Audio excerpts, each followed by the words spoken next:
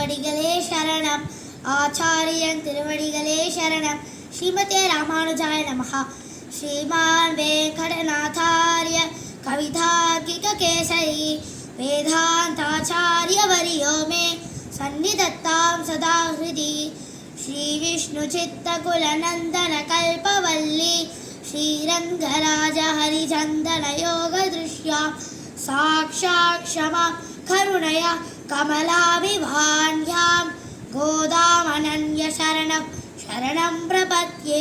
சூடி கொடுத்த நாச்சியார் ஸ்ரீ ஆண்டாளை பற்றி சுவாமி தேசிகன் அருளி செய்த கோதாஸ்துதி என்கிற ஸ்தோத்திரத்தின் அனுபவத்தை நான் இப்போது பகிர்ந்து கொள்ள போகிறேன்.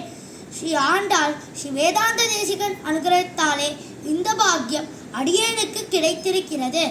ஆண்டாள் கண்ணனுடைய அருள் பெற வேணும் என்று நாச்சியார் திருமொழி மற்றும் திருப்பாவை 30 பாசுரங்கள் அருளி செய்தார்.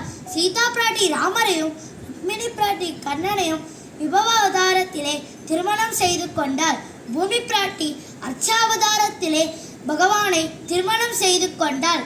நமக்கும் திருப்பாவை என்ற அமுதத்தை கொடுத்திருக்கிறார். அதனாலேயே கோதா என்ற திருநாமம் பொருத்தமாக இருக்கிறது. சுவாமி தேசிகன் ஆண்டாளை அனுபவிக்கும் போது நமக்கும் அந்த அனுபவத்தை கொடுக்க வேண்டும் என்று கோதாஸ்துதியை அனுகரித்தார். அந்த நாள் ஸ்ரீவில்லிபுத்தூரில் ஆண்டாளுக்கு வசந்த உற்சவம் நடைபெற்று கொண்டிருந்தது. சுவாமி தேசிகர் அன்று மௌன பிரதம். வெளியில் எங்கும் மங்கள ஒலியுடன் திவ்ய பிரபந்தங்கள் வேதகோஷங்கள் கேட்டன. சுவாமி வெளியே வந்தார்.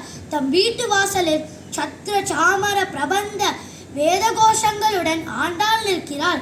அந்த வழி உற்சவத்தின் போது ஆண்டாள் எழுந்தள்ளும் வழி அல்ல. சுவாமி தேசிகன் அவராகவே வந்து சேவிக்கும் வரை பொறுக்க மாட்டாது ஆண்டாள் எதிர்கொண்டு அழைத்தாள். எப்போதும் அனுஷ்டானத்தையே காக்கும் சுவாமி தேசிகரின் மௌன அனுஷ்டானம் அப்போதே கலைந்து விட்டது. 29 ஸ்லோகங்கள் கொண்ட கோதாஸ்துதி என்னும் மாலையை கோதைக்கு சூட்டுகிறார். ஆண்டாளுடைய திருப்பாவை 30 பாசுரங்கள் கொண்டது.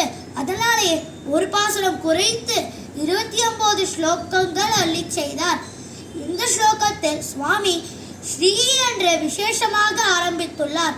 ஸ்ரீ சப்தம் பிராட்டிக்கு மட்டுமே பொருந்தும். விஷ்ணு சித்த குலநந்தனம் என்பது விஷ்ணுவை சித்தத்தில் கொண்ட ஆழ்வார்கள் ஆகிய சோலைக்கு கற்பக கொடியான ஆண்டாள் ஸ்ரீ ரங்கநாதன் ஆகிற கற்பக விருட்சத்தில் படர்ந்து காணப்படுகிறாள். சாக்ஷாத் கருணையே உருவான பூமி பிராட்டியே இவள்.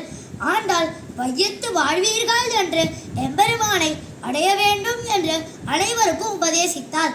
அதனாலேயே இது கோதாஸ்துதி என்கிறார் சுவாமி தேசிகன். வேறொன்றும் புகழில்லாத இந்த அடியவன் உன் சரணார விந்தங்களில் சரணம் அடைகிறேன். ஸ்ரீமதே ராமானுஜாய நமஹ. ஆண்டாள் திருவடிகளே சரணம்.